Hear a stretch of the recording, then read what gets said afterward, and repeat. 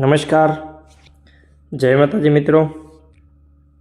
આપ સૌનું સ્વાગત છે કે એન્ટરપ્રાઇઝ CSC સર્વિસની યુટ્યુબ ચેનલમાં. જો તમે આયુષ્યમાન કાર્ડ બનાવો છો અથવા CSC VLE તરીકે કામ કરો છો તો આજનો આ વિડીયો તમારા માટે ખૂબ મહત્ત્વનો છે, કારણ કે એક નાની ભૂલના કારણે આયુષ્યમાન કાર્ડ રિજેક્ટ થઈ શકે છે અથવા મંજૂરીમાં વિલંબ થઈ શકે છે.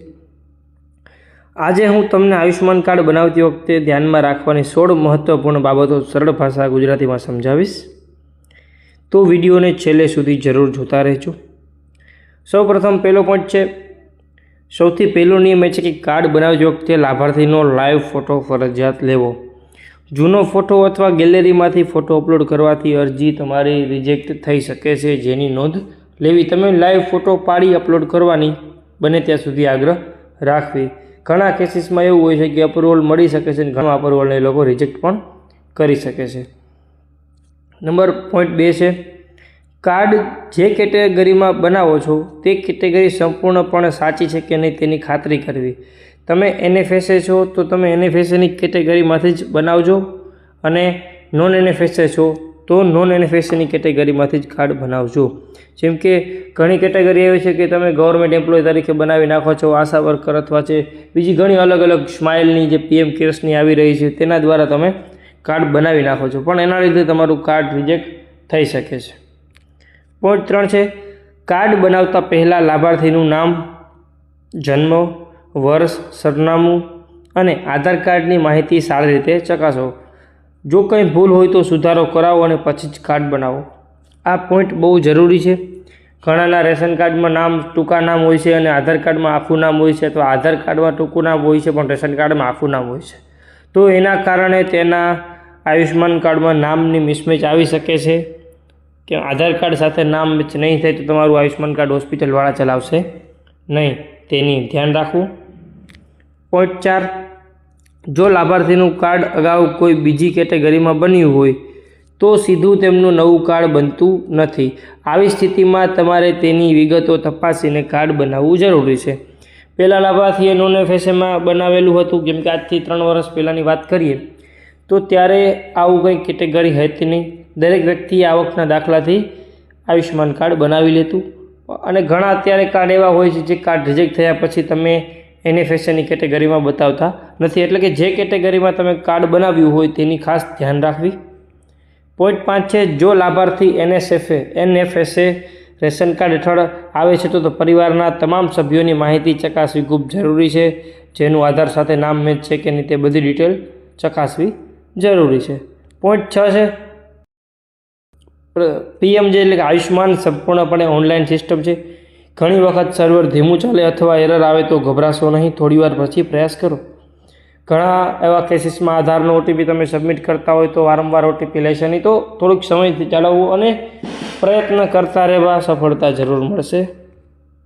પોઈન્ટ નંબર 7 છે, જો કોઈ બીજા વિસ્તારનો લાભાર્થી તમારી પાસે કાર્ડ બનાવવા માટે આવે છે તો પહેલાં તપાસો કે તેમનું કાર્ડ પહેલે ક્યાંયથી બનેલું છે કે નથી, અથવા તમે આયુષ્યમાન એપ દ્વારા તમે ડાયરેક્ટ ચેક કરી શકો છો એલિજિબલના ઓપ્શનમાં જઈને. જો તેમનું કાર્ડ બનેલું હશે તો તમે ત્યાંથી કાર્ડને ડાયરેક્ટ ડાઉનલોડ કરી શકો છો.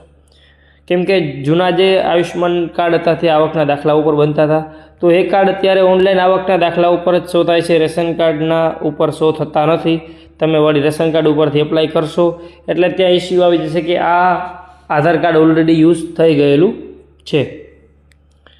પોઈન્ટ નંબર 8 છે, ઘણા લોકોને એમ લાગે છે કે દરેક વ્યક્તિને 10 લાખ મળે છે, પરંતુ હકીકત એ છે કે PMJ હેઠળ 10 લાખ રૂપિયાની કેશલેસ સારવાર પરિવાર દીઠ મળે છે, વ્યક્તિ દીઠ નહીં. 10 લાખની લિમિટ આખા પરિવાર માટે છે, કોઈ એક વ્યક્તિ માટે નથી. એ પછી તમારા પરિવારમાં 10 સભ્ય હોય કે 5 સભ્ય હોય કે 2 સભ્ય હોય, 10 લાખની તમને વાર્ષિક જે 10 લાખ રૂપિયાની સારવાર છે જે કેશલેસ લાગુ પડે છે.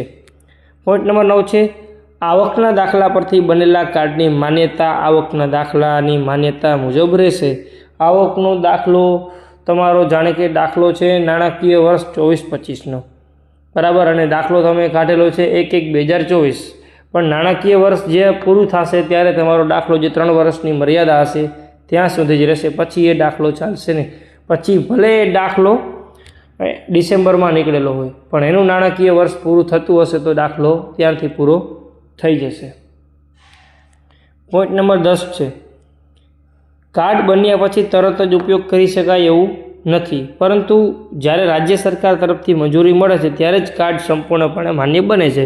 પહેલાં ઘણા કેસમાં એવું થતું કે તમે એપ્લાય કરીને સીધું દવાખાનાવાળાને કહી દેતા, પણ હવે એવું નથી રહ્યું. હવે તમે કાર્ડ બનાવશો, જો આ રેશન કાર્ડ NFSA ધારક હશો, તરત કાર્ડ બનાવશો અને પ્રોફાઇલ 70% ઉપર તમારી પ્રોફાઇલ મેચ થતી હશે તો તરત તમારું કાર્ડ જનરેટ થઈ જશે, તે મંજૂરી પણ ઓટોમેટિક અપ્રુવલ આવી જશે.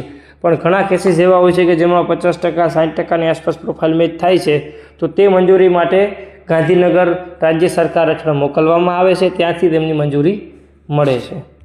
પોઈન્ટ નંબર 11 છે, ઇમરજન્સી સમયે કાર્ડ બનાવવાની પ્રક્રિયા ચાલુ હોય તો ઘણી વખત હોસ્પિટલ સારવાર શરૂ કરી શકે છે, તેથી ગભરાશો નહીં અને હોસ્પિટલમાં તમારે યોગ્ય માહિતી આપવી. પોઈન્ટ નંબર 12 છે, જો કોઈ સમસ્યા હોય તો સરકારમાં હેલ્પલાઇન નંબર પર તમે સંપર્ક કરી શકો છો અને માહિતી મેળવી શકો છો. તો હેલ્પલાઇન વિગતોના નંબર તમને ડિસ્ક્રિપ્શનમાં મળી રહેશે. પોઈન્ટ નંબર 13 છે કે વધુ માહિતી માટે તમને વોટ્સઅપ નંબરની પણ સુવિધા આપવામાં આવી છે, તેની પર તમને માહિતી ડિસ્ક્રિપ્શનમાંથી મળી રહેશે.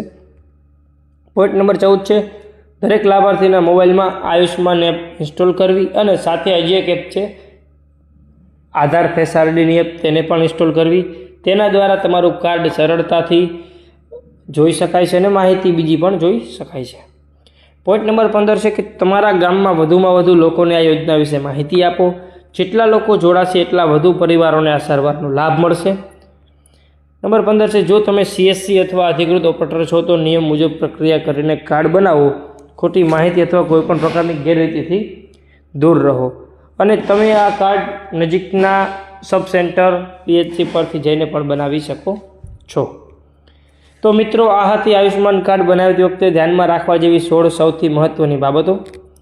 જો તમને આ વિડીયો ઉપયોગી લાગ્યો હોય તો વિડીયોને જરૂરથી લાઇક કરજો, તમારા મિત્રો અને પરિવાર સાથે શેર કરો અને આવી જ સરકારી યોજનાઓની સાચી અને સમયસર માહિતી માટે અમારી KK એન્ટરપ્રાઇઝ CSC સર્વિસીસની ચેનલને સબસ્ક્રાઈબ કરી બેલ આઇકન જરૂર દબાવો.